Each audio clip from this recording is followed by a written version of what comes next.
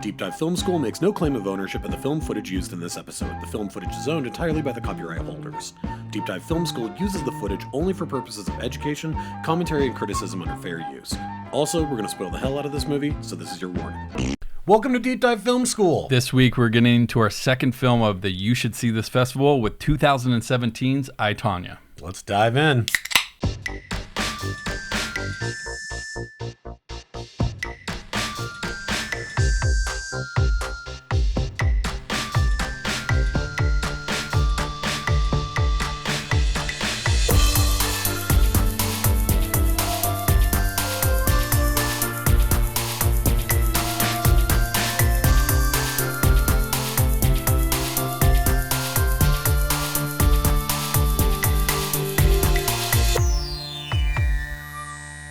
All right, everybody, I am Adam Sherlock. And I'm Adam Pulcher. Please, if you like what you see/hear, please subscribe to us, leave us a comment, like us on stupid Facebook, check us out on Twitter. You can follow us there, on Instagram, all the places, all the spaces, and all the different ways that people consume media. Good job. Hey, thanks, man. You should just record that and just play it every week. It just... It just cuts to this thing where it's like your hair is longer, and then like we all have different clothes on. Yeah. All right, this week we're getting into 2017's I, Tonya. So this is an interesting movie. It's it's kind of a biopic in a way, kind of, but they do a really good job of kind of questioning what people's truths are. Similar to something, I guess you could loosely say the Sarah Polley's movie, Stories We Tell. Stories We Tell. Well, or like, I was even thinking kind of that angle because it is a documentary style also. Right, where we're seeing actual like sort of head and shoulder interviews of with the our actors, with our main characters. Mm-hmm. I was thinking, this idea, and we'll definitely dive into this a lot more in a minute, but this idea of the different people's truths. And I was thinking, obviously the classic that you have to go back to is Kurosawa's Rashomon. Sure. Right, which then became a trope of sort of like 80s and 90s sitcoms where it was like, that's not what happened, here's what happened, right? Wait a minute, officer. I can tell you what really happened. And usually So played true. for laughs like that. Uh-huh. And here that's played to such an nth degree that we have characters breaking the fourth wall to look directly at the camera and say, this really happened. Mm-hmm. And I think that's no, it didn't happen. No, it didn't happen. And I think that's really interesting. I do think that there's some... It's also like got this is the guy, Craig Gillespie. He's the guy who did Lars and the Real Girl. Oh, okay. And, I didn't realize that. So it has that dark comedy to it. This is like something we referred to last week, those safe Disney movies. He's done like... Yeah, well, I was trying to think of that when like you said that. $1 Million Arm and Finest Hour. And I saw that he's going to do the Cruella de Vil movie. So like Really? he's in that camp, but he does okay. these really dark comedies that are really pretty out there and fun. Yeah. It's funny. I am a hiring manager at my work, and we work on video production. And the question I ask in every interview is, what's one of your favorite movies in the last year? And the last time I interviewed people, 3 different people said this movie. Really? Which I thought was really interesting because I do really like the movie, and I think there's a good conversation to be had here, especially about the truth aspect that you're talking about. But, it has this unique thing to it, and it's just fun storytelling. The acting is awesome. Allison Janney is insanely fantastic. good. Yes. Her as Lavana Harding. She won Academy Award for Best Supporting Actress. Yeah. Yes, she's amazing in this. And I do like his style and his sense of humor and stuff like that. So, well, it's fast paced and it's poppy and it's got lots of gags in it, and it goes to a lot of places, not necessarily plot wise that you don't see coming, but it goes to a lot of places thematically and tonally that you don't see coming. And so like, okay, I wanted to do this because I was thinking about this while I was watching it. Tell me, you're the pitch guy, okay, in the meeting, and you're like, all right, you guys, Tonya Harding the movie, and everybody there's like, do you mean that thing that happened 30 years ago? And you're like, yeah, but, and now I'm handing it off to you on the but, how do you describe using other movies what this thing is before anybody's seen it? I don't know if you could compare it to another biopic like this. I think it's really more one of those truth is stranger than fiction type stories, right? And this shit really happened. The interviews, the characters are real, and sometimes you're like, what? That guy? Maybe not comparing to movies, but I think you can get into what an interesting and unique life that she had, and that she had this white trash upbringing, and they really play that up here, obviously. Big time. Her being a hick and that kind of stuff, and like that, it hurt her in competitions and stuff like that. But yes, she was true to herself, and her mother has this crazy ass way of like getting under her skin. Yep. Where you question, is she a terrible mother or? I mean, yes, I'm pretty sure you could say she's a terrible mother. Yes, absolutely. Well, it's because I would say, but her whole excuse is that I'm motivating her. I'm motivating her, but that. the like, problem is that how she do you was know that if you never treat her the other way. And she was an asshole way before she was even really good at skating. She's an absolute shithead, for sure. But what I was going to say is that yes to everything that you just said, but I think that in my head the pitch probably was somewhere along the lines of like, okay, you're going to take a dash of Drop Dead Gorgeous. Sure. You're going to add in. Do you say that because of Allison Janney? I mean, of course, that's part of it, but also, it does have the dark sense of humor. Is that well, and the whole trailer park aspect and all this, right? And then so you go, okay, we're going to do a drop of Drop Dead Gorgeous, and then we're gonna throw in some thematic elements from Monster, the Eileen Wuornos film. We're going to put in a little bit of that too. We're going to get a really hot chick, but she's going to look kind of messed up. And then we're going to have people continually talking shit about the fact that she's white trash. And that in turn makes her behavior even worse. Then, if that's not enough, break the fourth wall. Yes, and then we're also going to make fun of regional dialect and certain kinds of dress by throwing in some Fargo in there, and then we're going to wrap the whole thing inside of a sort of burrito of Goodfellas in terms of like fast poppiness, lots of pop songs in it, lots of people turning directly and talking to the camera, tons of pop songs, lots of voiceovers, lots of people obviously reconstructing reality to base their own needs, and so to me, I'm like, it's all of that mashed into well, you one obviously kind of got piece. to think about this question, but when you asked me, I didn't. So you no. I mean, yeah. But I think that this idea stands true, that it's like it does utilize all those things. And obviously to go to another Scorsese film would be like Wolf of Wall Street. I think also does the same thing, where it's very much playing with tone and treating something that, I mean, let's, if we could interview Nancy Kerrigan's Shin about how she felt about this movie, I'm sure she'd be like, it was kind of treating it a little bit light. Yeah. Right? Kind of treating it a little bit light. I was attacked. Yeah. Right. So, yeah. I mean, I don't think she ever actually saw the movie either. All puffy members only jackets aside, like it's pretty messed up. Right. I think Margot Robbie is so fun and convincing here. She does a really amazing job of portraying her and just kind of life she went through. And like she doesn't give a shit in this movie. And most of the time I'm like, good for her. Yeah. Go for it. And I think that's what makes her stand out. I think if she wasn't as unique as she was, there wouldn't be a movie or a whole story behind this. She wouldn't even be where she was in the ice skating world if she wasn't who she was. I agree. I also think, though, that it's interesting to look at this concept of like, we want to be able to be a part of this story. We want to be able to watch it and enjoy it, and the tonality of it, and all the kitschiness of it, and all the things that make it really. There's some dark, heavy shit in here too. Well, I mean, lots of abuse. Definitely, but I feel like even that is treated really lightly, and that's some of the moments where I had trouble with this movie. Is that you're like, which one am I supposed to be laughing, or am I supposed to feel for these characters? Well, okay, so let's just dive into this really quick. This idea of truth, and this idea of not even necessarily the responsibility of the truth.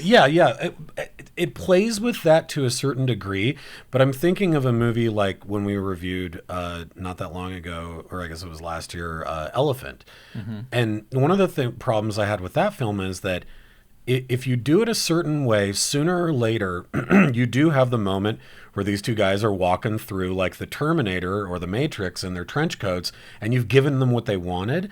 And here the same thing is kind of true, is that even though we do get a card at the very beginning that explains, hey, this is not necessarily truth, this is pulled from these interviews with these main characters, and so we're going to play with that, I could also see a lot of people like having a revisionist history idea after watching this of being like, that sucks, man. They just didn't, they kicked her out because she was just white trash and they didn't give her a chance. Like, it was wish fulfillment for Tonya Harding. Oh, for sure. I guarantee she loves this movie. Yeah, when some of the people, some of the investigative reporters who actually like wrote stories and magazine articles and books about Tonya Harding back in the early 90s saw this movie and were furious. And they were like, no, she's a bad person. And you guys scratched the surface of the fact that she's a bad person. And then you totally let her off the hook. And you can feel that a little bit when you watch this, that you're like, you can see what a petty person she is. And so when this twist happens where later she's like, I can't believe you guys did that to Nancy Kerrigan. I'm like, bullshit. I don't buy any of this, but it's not done. It's not done to enough of a degree that it isn't wish fulfillment of her and what's her husband's horrible name? He has the most amazing, played incredibly by Sebastian Shaw. Yeah, the Winter Soldier. Winter Soldier with the worst mustache. Doesn't even look like him. He looks like Jeff Galooly. Galooly. You can't tell me that wasn't front page fodder right there. The dude's last name is Galooly. Yeah. But you just go. It played into like their version of events of like, we all got caught up in this thing, and it's like, I remember when all this happened. I appreciate when Gillespie calls out the audience too, and she's like, let's go over it. This is what you're all here for. True. I think you're calling out the people who are watching this in the first place and want to see this version. Right. Yes, because technically the media probably gave the more Nancy Kerrigan friendly version when it happened, and didn't get this side of Tonya Harding potentially. I don't know for sure, but I don't entirely remember that. I remember when it happened, and it was a very somber, like, how could this person do this? Well, yeah, there's just that like reoccurring footage of her like on the stretcher saying why over and over again. It's awful. But I think to go to your point of this moment where she does do that and she breaks the fourth wall and looks right at us and says, that's why you're all here, and then later says, you guys loved it too. You all made fun of me, right? I thought those were interesting. I also didn't feel like they were very earned, because I was like, wait a minute. I did too, because they're talking. This movie put all the pop songs in here. This movie made fun of Galooly's mustache. Like, I didn't do that. You don't get a Michael Haneke me. Okay, but I think they're talking about your initial reaction to be like, oh, I want to see like a fun Tonya Harding Yes, movie. But I think that it's hard for the movie to be able to have it both ways. You know what I mean? Yeah. Like, that feels a little ingenuine, because I'm like, okay, fine. I paid for my ticket, but you made the damn thing.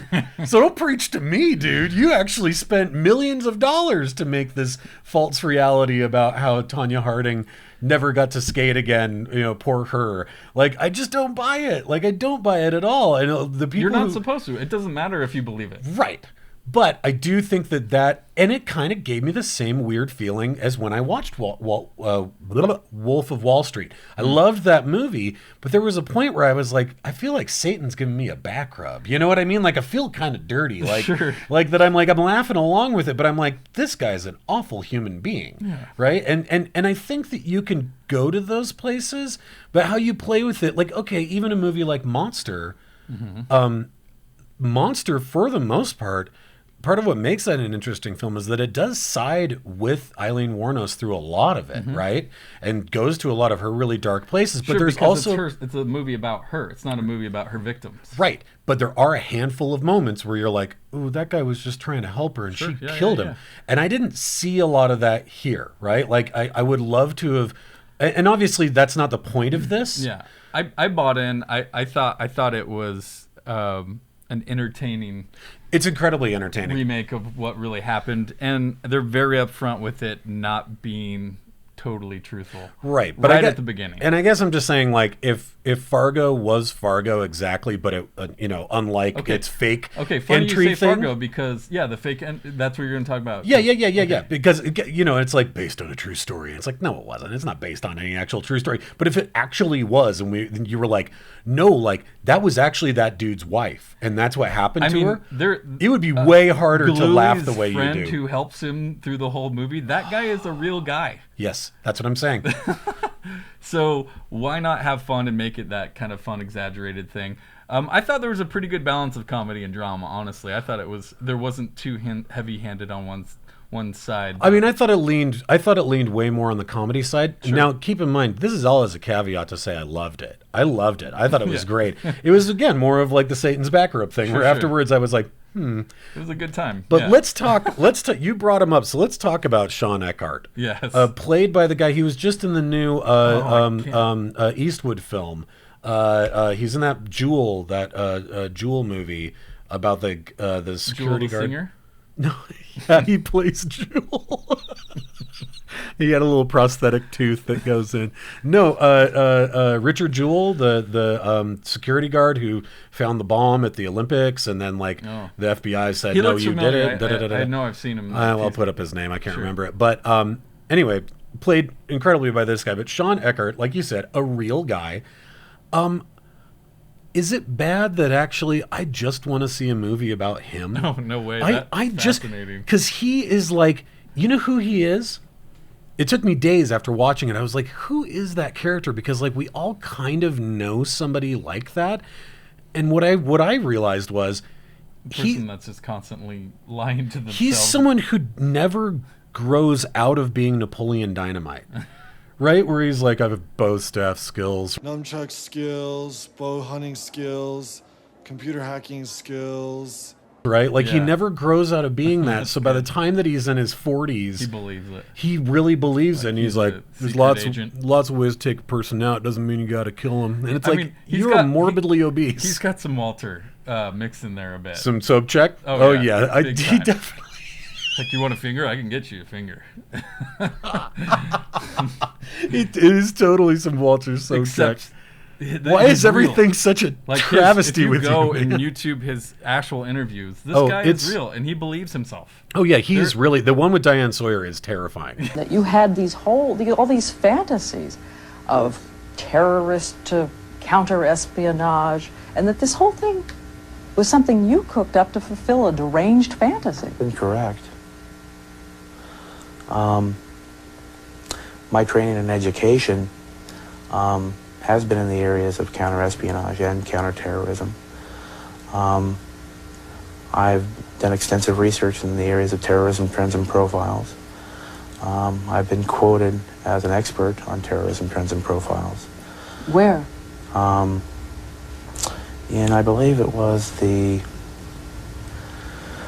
it was a travel magazine a couple of years ago during the Gulf War. He is so, and that guy does an amazing job portraying him, because he's dead-eyed, you know, and but I do love that character just in the sense of that is so wild. It's so fascinating. And I guess and I guess the reason, to go back to the truth thing, I don't need things to be spoon-fed to me at all. Not at all. I think more than anything, it's that a person actually got attacked and hurt. Yeah. And that the movie plays really fun and loose with that left kind of a bad taste in my mouth. And just made me think about it more than anything. I was like, that's really interesting. It's not the movie's fault that Nancy Kerrigan got hurt. No, you're right. The movie didn't cause Nancy Kerrigan to get hurt. So the movie didn't bash her in the knee. You're right. One point for Adam Palcher. So the moments where it's she's like, well, my storyline's disappearing right now. What the fuck? Yeah. You don't like those moments? I had tons of fun with those little moments. No. I loved that stuff. It's specifically. So the breaking the fourth wall wasn't the issue. No, not at all. No, okay. I loved that stuff. I think where my issue is one, when the movie kind of tries to call out the audience for being. See, that's the fun stuff I'm talking about, though. That's a very specific thing. That's not breaking it's not the fourth wall breaking that I have an issue with that. It's specifically that the movie's everybody wanted a piece of me. Everybody wanted to make fun of me, just like you. And I'm like, you guys made the movie. Margot Robbie, you co-produced this thing. Don't you tell me that. Don't you preach to me. It has nothing to do with breaking the fourth wall. It has to do with that being I think that I think it's interesting when a movie wants to have a diatribe about the underpinnings of social culture while at the same time not being part of the problem, but being part of the problem. You know what I mean? Like it's being part. It's making just as much fun, and then it's like, and you're like, whoa! I showed up for this thing. What are you talking about? So I thought it was trying to have it both ways. Plays with the audience like that, and I thought they did it pretty well here with the fourth wall stuff. So I thought a lot of that stuff was earned. I do have to say though, she goes through a lot of shit, especially with Galooly. I hope I'm saying his name right. That guy is all over the place. Oh yeah. Like 1 minute he's like, I'm sorry, just the classic abusive relationship. The whole when he pulls the gun on her and then shoots her in the head. Yeah. And you're like, oh my god, like she could have just died right there. You like, don't leave a guy after that, like. What is your problem? I know, seriously. But people get trapped in relationships, and that's a real thing. But especially through all the Olympic stuff, and they want this American wholesome family image, and she doesn't want to do that. She wants to doesn't dance, want to play along. She wants to skate to ZZ Top. That's right. The pop songs in here were pretty good. No, they were great. There were a lot though, and a lot of like things you've heard a million times in movies, but again, which is why I go back to Goodfellas still with fun. that. Yeah. No, I thought it was. I mean, and I thought that to tell that story and the choices that they made and the way that they told the story, I think was super unique and super interesting, and I really, really enjoyed it quite a bit. I think it's funny that you've had 3 people be like, "Oh, I did too." I was like, I like that movie, but like it must have had an effect on filmmakers in some way. And, yeah. But I thought that was interesting take as well. It's very interesting. I mean, again, I think that it's very unique in the way that it was done. I think it's going to be really interesting. I think it's going to be really interesting to see as we kind of continue to see movies that are either biopic movies or movies that are about actual events that do this kind of thing to it.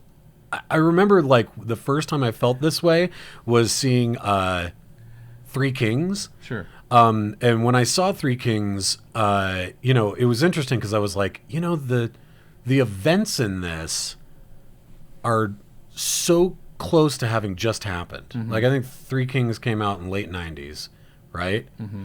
And it's talking about stuff from like maybe 5 years before. And I was like, but it's super stylized. Sure. Okay, and it's kind of playing with reality in these different ways. And it gave me kind of the same feeling where I was like, oh, this is interesting. It's this heightened reality version of the events. I'll challenge you and say, well, what about like something like Inglourious Basterds or Once Upon a Time in Hollywood? It's stylized and it's telling a true story. Now, Hitler obviously really died, and no one's going to feel bad for Hitler, but he played with that alternative truth.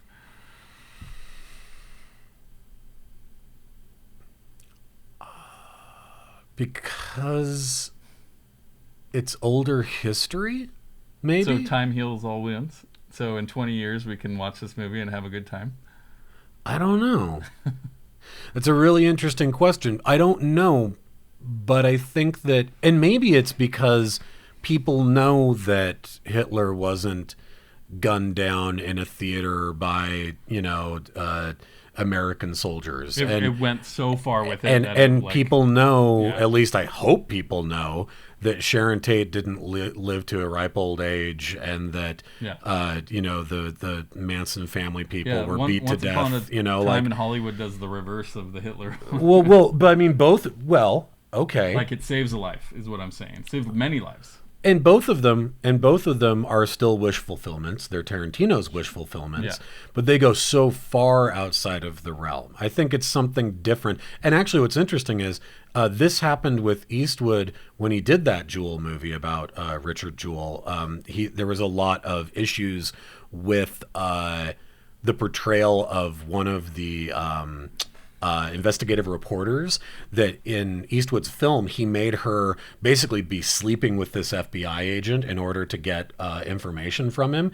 And from the time that movie came out, from the time when those events happened, which was also in the early 90s, to now, that investigative reporter, that woman, who is a real person, has since died, and the family's trying to sue Eastwood for that film because they're like, she never did that. And like, just because you hate the press doesn't mean that you get to say that my dead sister was sleeping around with FBI agents in Sure, order to yeah, get yeah. facts. Like, that's not true. And now that's how people think of her. perceive it, yeah. Right? And so you just go, there is something about, it's not that time heals all wounds. It's that with the exception of Polanski, everybody else in Once Upon a Time in Hollywood's dead. Right? So it doesn't matter. It's like if you could be like, oh, that's different than what I thought it was. And you look it up on Wikipedia and go, oh, no, it's not. Right?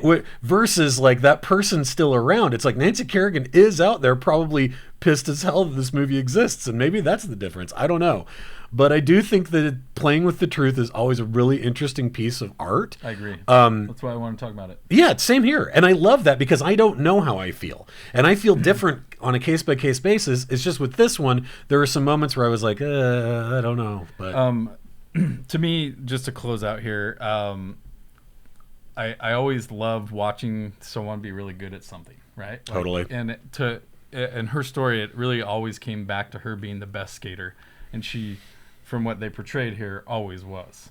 Now she didn't always win, but like from the perspective of the movie, she was always the best. And there's political, politics in sports, and they took it away from her. But I love that they go past that point and to she her becomes boxing a lady boxer. Yeah, Awesome. well, and I remember that's the kind of stuff I remember. I remember a friend of mine having like the Playboy magazine that had like still images from Tonya Harding's sex tape, and being like, why would anybody want to see that?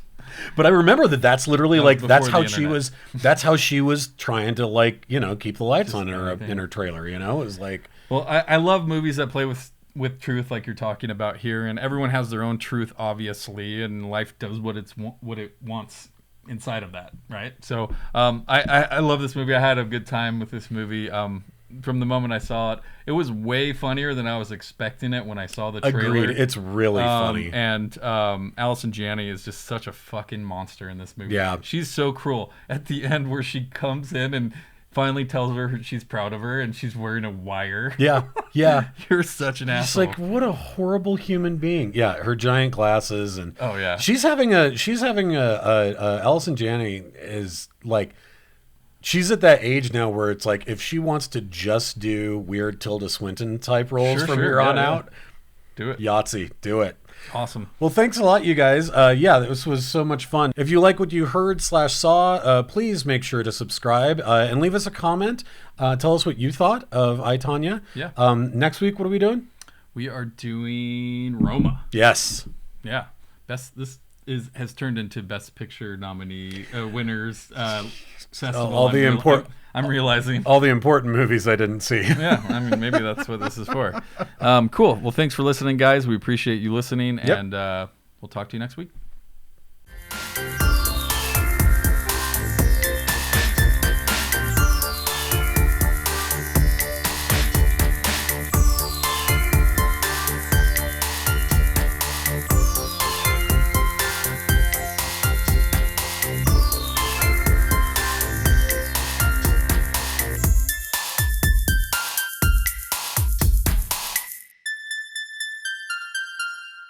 Listen, if there's one thing that I miss about eating meat, it's a good breakfast ham. Oh yeah. Yeah. I loved ham. Fuck yeah. Yeah, it was really good. Pigs are really cute though. They're really cute. You see like videos on social media where it's like, oh, they're like a dog, and then I'm like, oh yeah, there's no way.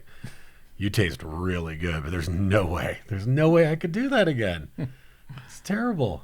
All right, good for you. You ever feel bad about it? Yeah. More because of the environment, probably. I mean, that's a big one too, for sure. Than anything, but there's those little eyes though, those cute little piggy eyes. It's don't ask, don't tell, just eat. It's Balcher's rules of cuisine.